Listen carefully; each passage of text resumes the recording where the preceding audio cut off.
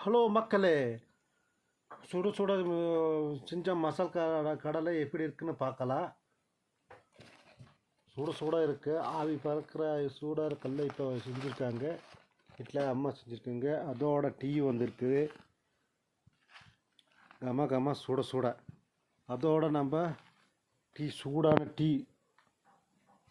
இது எதை வச்சு பண்ணான்னா, வேர்க்கடலை, பீனட் பட்டர், மசாலா, கரம் மசாலா, நம்ம மஞ்சத்தூள், அப்புறம் கலர் மிளகா பொடி, அப்புறம் வீட்டில் இருக்கிற மிளகா பொடி எல்லாம் சேர்த்து இதெல்லாம் முட்டை கலந்து அது ஃபுல்லாக கலக்கி அது ஃபுல் மிக்ஸ் பண்ணி, அதுக்கப்புறம் கொஞ்சம் தண்ணி ஊற்றி அப்புறம் நல்லா பிசைஞ்சு, அப்புறம் நல்லா எண்ணெயை காய வைத்து சூடாக ஆக்கி நல்லா கொதித்த பிறகு அதுக்கப்புறம் இந்த பீனட், இந்த வேர்க்கடலை மசாலாவை இதில் போட வேண்டும். போட்ட பிறகு கொதித்தவுடன் ஒரு 5 நிமிடம் 10 நிமிடம் போதும், 7 நிமிடம் போதும், 8 நிமிடம் போதும், ஃபுல்லாக வெந்துவிடும்.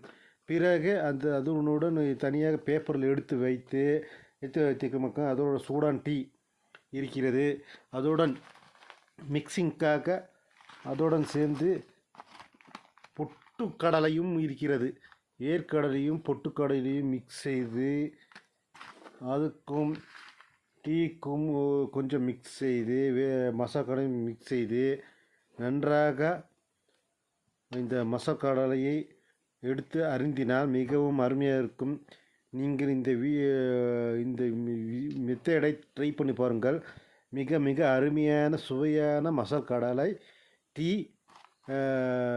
Evening snacks. Best super recipe. Miss பண்ணிடாதீங்க மக்களே.